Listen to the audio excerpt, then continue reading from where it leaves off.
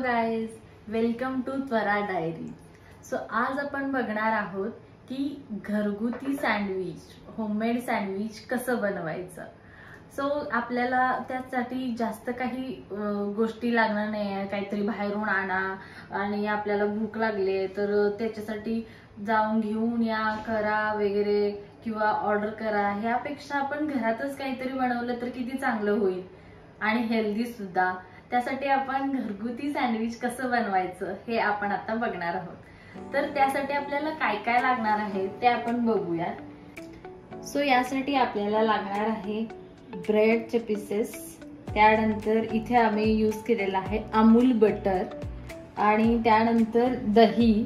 दही का घेतले कारण आपल्याला हेल्दी सँडविच बनवायचं आहे। काही काही जण मेयोनीज वापरतात पण आपल्याला हेल्दी बनवायचं आहे, सो आपण दही वापरतोय आणि पनीर।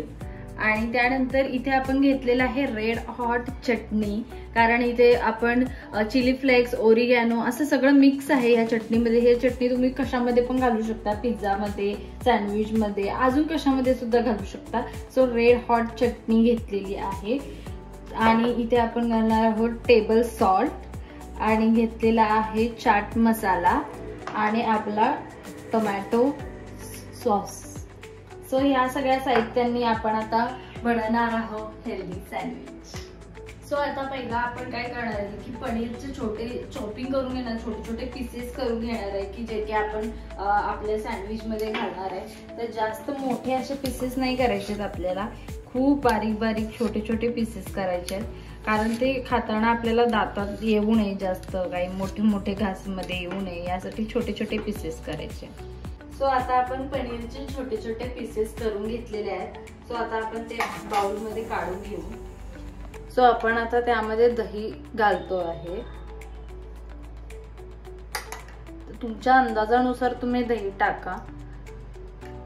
आता मी इथं थोडीशी क्वांटिटी घेतलेली आहे पनीरची, म्हणून मी थोडंसं दही टाकतेय। सो हे दही टाकून झाल्यानंतर आपण त्याला मिक्स करून घेतोय। त्यानंतर आपण त्यामध्ये घालणार आहोत रेड हॉट चटणी।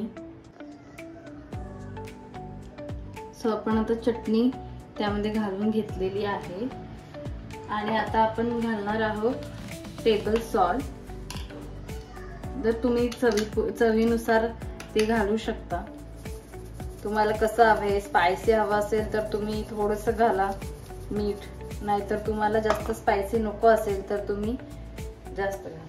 तो याच्यामध्ये चाट मसाला असं थोडंसं चटपटा आपल्याला फ्लेवर येण्यासाठी आपण चाट मसाला घातलाय आणि हे सगळं घालून झाल्यानंतर आपण हे मिक्स करून घेतोय। तो आता हे मिक्स आपण करून घेतलेलं आहे। सो आपण छान असं मिश्रण तयार झालेलं आहे याचं। आता आपण हे ब्रेडला लावून घेणार आहोत। सो आपण इथे बटर लावून घेणार आहोत ब्रेडना, दोन्ही साइडून बटर असं लावून घ्यायचं आहे।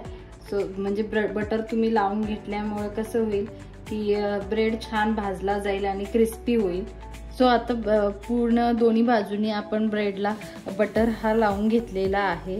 सो आपण आता त्यामध्ये हे मिश्रण जे आहे ते टाकून घेऊया। सो आपण आता हे मिश्रण असं व्यवस्थित टाकून घेतलेलं आहे यामध्ये आणि आता आपण हे ब्रेड यावरती ठेवून देऊया।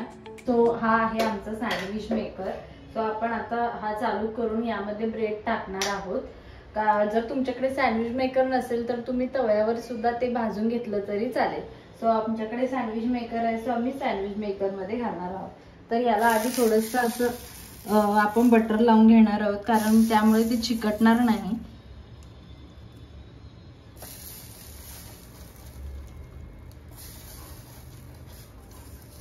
आणि त्यामध्ये हे ब्रेड असे ठेवून देणार आहोत। सो आपले सँडविच आता तयार झालेले आहेत। सो बघू शकता तुम्ही, छान असे ग्रिल्ड सँडविच तयार झालेले आहेत। सो आता आपण याला आपल्या प्लेटमध्ये काढून घेऊया आणि मस्त एन्जॉय करूया। सो तुम्ही बघू शकता मस्त आपले सँडविच असे तयार झालेले आहेत। छान असे ते क्रिस्पी पण झालेले आहेत, छान असे ग्रिल्ड झालेले आहेत। सो आपण आता हे प्लॅटरमध्ये लावून घेऊ। सो मस्त आपले हेल्दी सँडविच, घरगुती सँडविच मस्त असे तयार झालेले आहेत। सो खाऊन घ्या आणि मस्त एन्जॉय करा। मस्त